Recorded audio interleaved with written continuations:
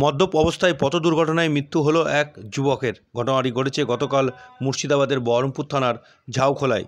জানা যায় রাজু দাস নামে ওই যুবক, সে প্রত্যেক দিনই নেশা করত। গতকালকেই নেশাগ্রস্ত অবস্থায় সাইকেলে করে বাড়ি ফেরার সময় সাইকেল থেকে পড়ে যায় একটি টোটোর উপরে এবং পড়ে গিয়েই মাথা ফেটে যায় তার। রক্তাক্ত অবস্থায় স্থানীয়রা তড়িঘড়ি তাকে সেখান থেকে উদ্ধার করে স্থানীয় নার্সিংহোমে চিকিৎসার পর বহরমপুরের মুর্শিদাবাদ মেডিকেল কলেজ হাসপাতালে নিয়ে আসলে সেখানে চিকিৎসারত অবস্থায় গতকাল তার মৃত্যু হয়। তার দেহের ময়নাতদন্ত আজ দুপুর 2টো নাগাদ হচ্ছে বহরমপুর মর্গে। ব্যাপারটা হচ্ছে মদ খেয়ে সাইকেল চালিয়ে চলে আসছিল, বাড়ি আসছিল।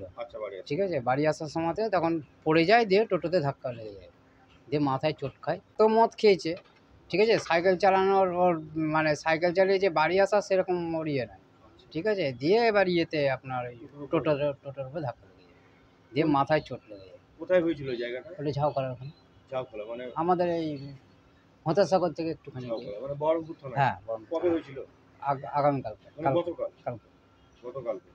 দিয়ে তারপরে কি ভর্তি কোথায় হয়েছিল? ভর্তি বাদে যারা নিয়ে গিয়েছিল তারা লীলাতে গিয়ে রেখে দিয়েছিল। নার্সিংহোম। হ্যাঁ, লীলাতে। লীলা থেকে ওখানে একজনের জানাশোনা টুকটুকওয়ালা চিনে ফেলেছিল, তখন উনি আবার আমাদের মেডিকেলে নিয়ে আসে। মেডিকেলে নিয়ে আসার পর ভর্তি করার পর সন্ধ্যের দিকে, রাত্রির দিকে, মোটামুটি আপনার 9টা সাড়ে 9টার দিকে কালকে মারা যাবে। নাম কি ওনার? রাজু দাস। আপনার নাম? আমার নাম তাপস বড়াল।